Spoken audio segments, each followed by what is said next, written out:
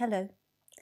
Today I'd like to read you one of my favourite Christmas stories, A Christmas Carol by Charles Dickens. Marley was dead to begin with. There's no doubt about that. He was as dead as a doornail. This must be distinctly understood, or nothing wonderful can come of the story I'm going to relate. Marley and Scrooge were business partners once, but then Marley died, and now their firm belonged to Scrooge, who was a stingy and heartless old man. Oh, but he was tight-fisted hand at the grindstone, Scrooge, a squeezing, wrenching, grasping, scraping, clutching, covetous old sinner. He was secret and self-contained, and solitary as an oyster. The cold within him froze his old features, nipped his pointed nose, shrivelled his cheek, stiffened his gait, made his eyes red, his thin lips blue, and spoke out shrewdly in his grating voice. A frosty rime was on his head and on his eyebrows and his wiry chin. He carried his own low temperature about with him. He iced his office in the dog days and didn't thaw it 1 degree at Christmas. Once upon a time, of all the good days in the year, on Christmas Eve, old Scrooge sat busy in his counting-house. It was cold, bleak, biting weather, and in Scrooge's office it was not much warmer either. Suddenly, a cheerful person entered the office. It was Scrooge's nephew. "A Merry Christmas, Uncle! God save you," Fred said. "Pooh!" said Scrooge. "Humbug!" "Christmas a humbug, Uncle," said Scrooge's nephew. "You don't mean that, I'm sure." "I do," said Scrooge. "What reason have you to be merry? You're poor enough." "Come then," returned the nephew, "what reason have you to be dismal? You're rich enough." "If I could work my will," said Scrooge indignantly, "every idiot who goes about Merry Christmas on his lips should be boiled with his own pudding, and buried with a stake of holly through his heart, he should." "Uncle," pleaded the nephew.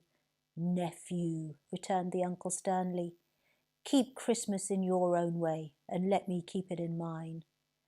"Keep it? But you don't keep it," said Fred, who was a very friendly young man. He even tried to cheer Scrooge up and invited him for dinner on Christmas Day with his wife and friends. But Scrooge said no and sent him out. When Scrooge's nephew left, 2 gentlemen came in to collect money for the poor who had no place where they could go. "Many thousands are in want of common necessaries. Hundreds of thousands are in want of common comforts, sir," they said. Stingy Scrooge, however, didn't give the gentlemen any money. "Are there no prisons?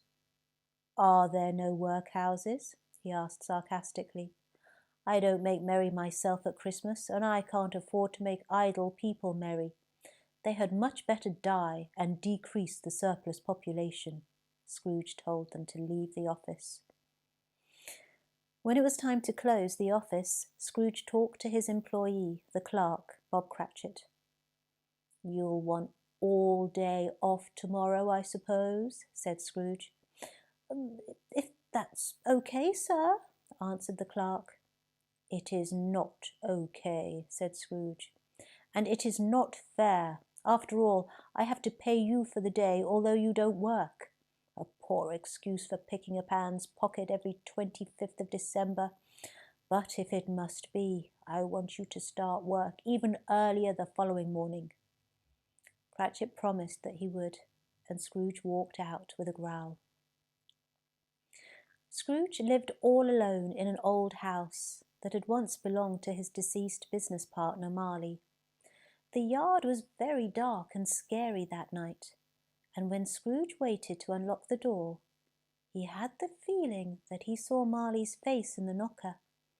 It was not angry or ferocious, but looked at Scrooge as Marley used to look, with ghostly spectacles turned up upon the ghostly forehead, and Scrooge looked closer at this phenomenon. It was a knocker again. To say that he was not startled would be untrue, but Scrooge was not frightened easily. "Humbug," he said.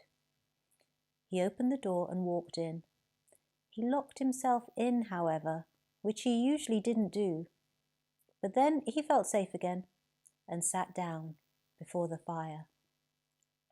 Suddenly, Scrooge heard a clanking noise deep down below, as if somebody was dragging a heavy chain through the cellar.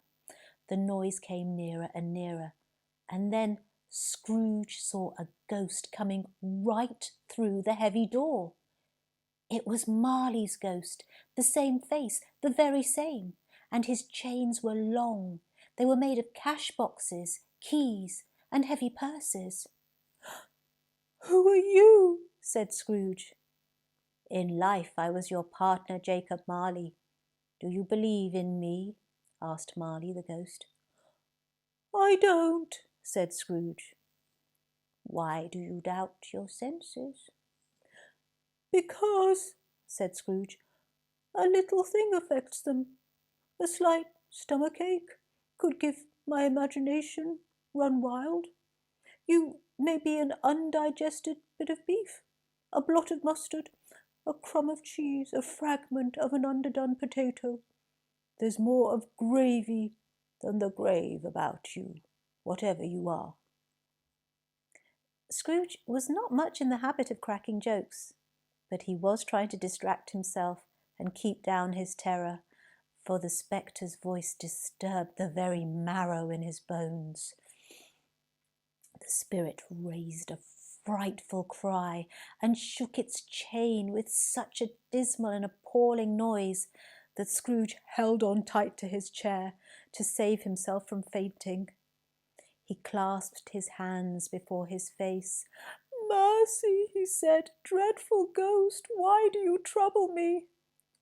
"I must wander through the world unhappily because I was so awful in life.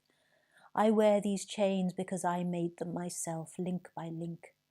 When I never walked beyond our counting house, I only cared about business, but not about the people around me." "But you were always a good man of business, Jacob," faltered Scrooge, who now began to apply this to himself. "Business," cried the ghost, wringing its hands again.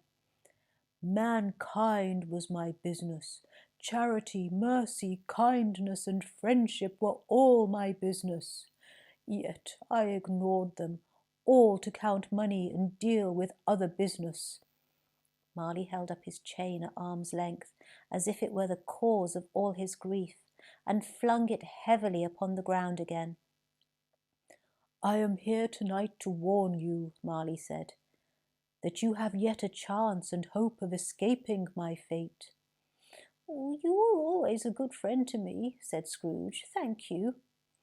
"You will be haunted," resumed the ghost, "by 3 spirits." Scrooge's face fell almost as low as the ghost's had done.